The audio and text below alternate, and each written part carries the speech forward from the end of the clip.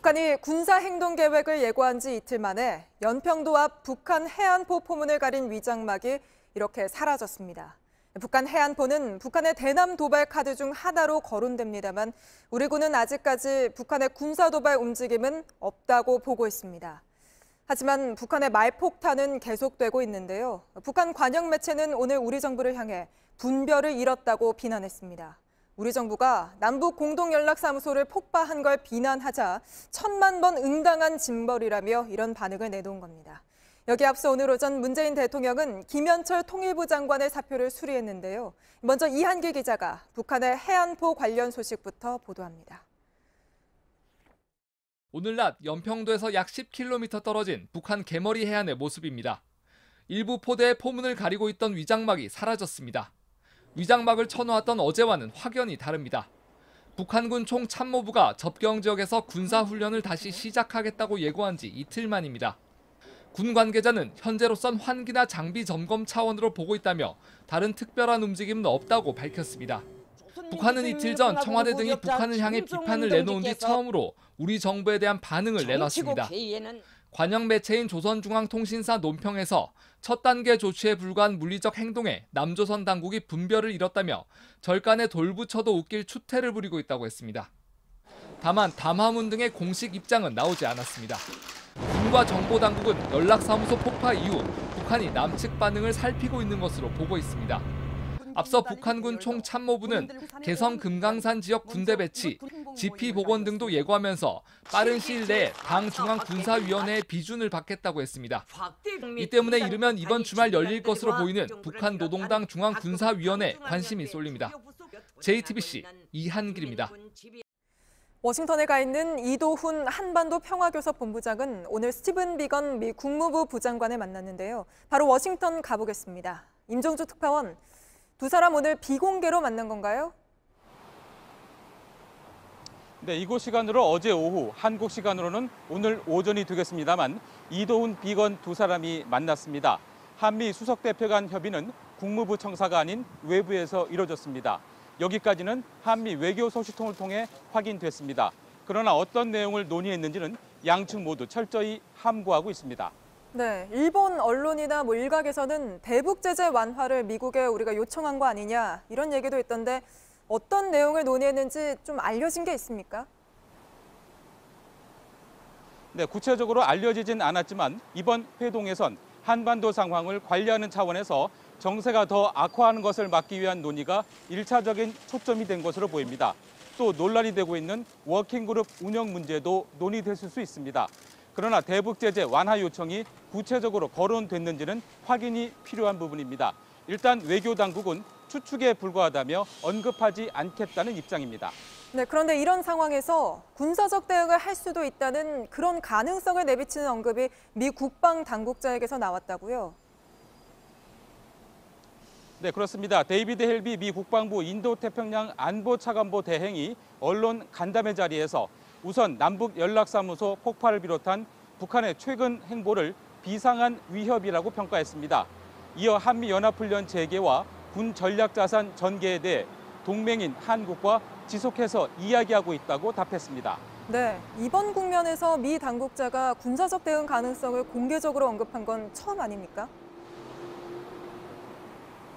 네, 미 정부 당국자가 군사적 대응 가능성을 공개 언급한 것은 처음입니다. 북한의 행보에 따라 군사적 압박 수단을 쓸 수도 있음을 시사한 것입니다. 헬비 차관보 대행은 다만 어떤 결정이든 앞서 나가기는 원치 않는다며 신중한 모습도 보였습니다. 이런 가운데 미 태평양 공군사령부는 개성 연락사무소 폭파 직후인 지난 17일 핵 전략 자산인 B-52 폭격기가 동해에서 일본과 연합훈련을 했다며 그 사진을 홈페이지에 공개했습니다. 네, 잘 들었습니다. 지금까지 워싱턴에서 임종주 특파원이었습니다. 대북전단 살포를 놓고 정부와 지자체 그리고 경찰까지 오늘 단속에 총력 대응할 뜻을 밝혔습니다. 모레 페트병에 햅쌀을 담아 보내겠다고 예고했던 탈북민 단체는 일단 안 하겠다고 했지만 또 다른 단체도 있어서 긴장은 계속되고 있는데요. 조승현 기자가 취재했습니다. 강원도 접경 지역으로 들어가는 길목을 경찰이 지키고 있습니다. 대북전단 관련 물품을 실은 차가 없는지 감시하는 겁니다. 요주의 차량 정보도 미리 파악해뒀습니다.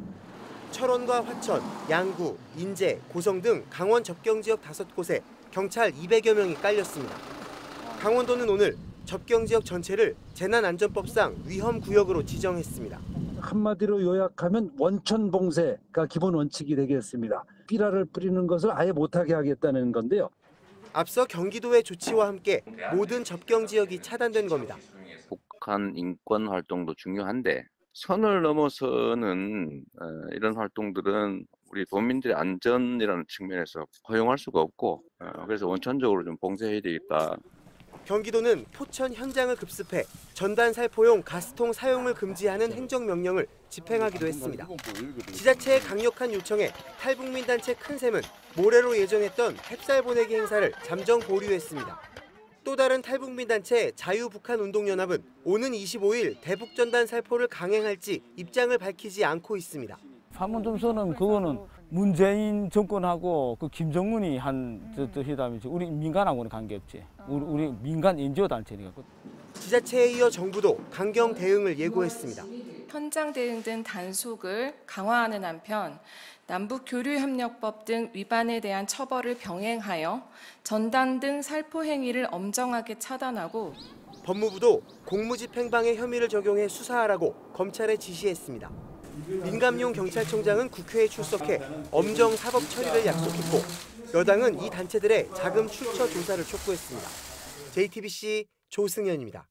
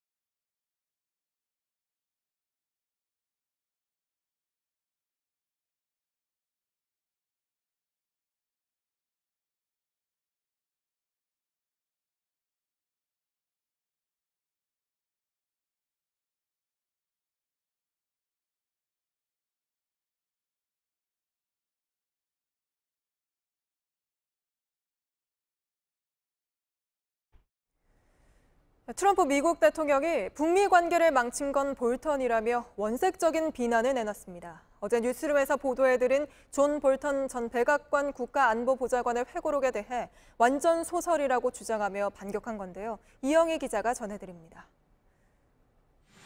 트럼프 대통령이 존 볼턴 전 백악관 국가안보보좌관의 회고록을 작정하고 비난했습니다.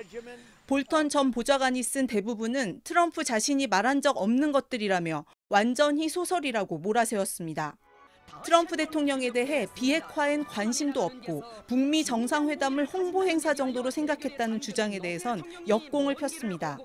볼턴이 리비아 모델을 말했을 때 모든 게 망했다며 나와 잘 지내고 있던 김정은 위원장이 미사일처럼 화를 냈다고 말했습니다.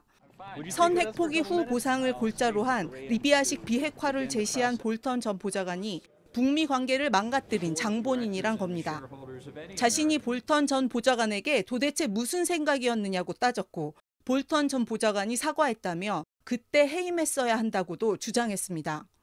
오는 23일 출간 예정인 볼턴 전 보좌관의 회고록, 그것이 일어난 방에 담긴 내용에 대해선 미국 주요 언론들도 싸늘한 반응을 보였습니다. 대통령을 보좌할 당시엔 침묵하다가 이제 와서 비판하는 게 기회주의자의 면모와 다를 바 없다는 지적입니다. 영국 BBC 방송 한국 특파원인 로라 비커는 볼턴 전 보좌관의 책에 담긴 선정적 주장 때문에 많은 한국인들이 느끼는 참담함이 간과되고 있다고 지적했습니다. JTBC 이영희입니다.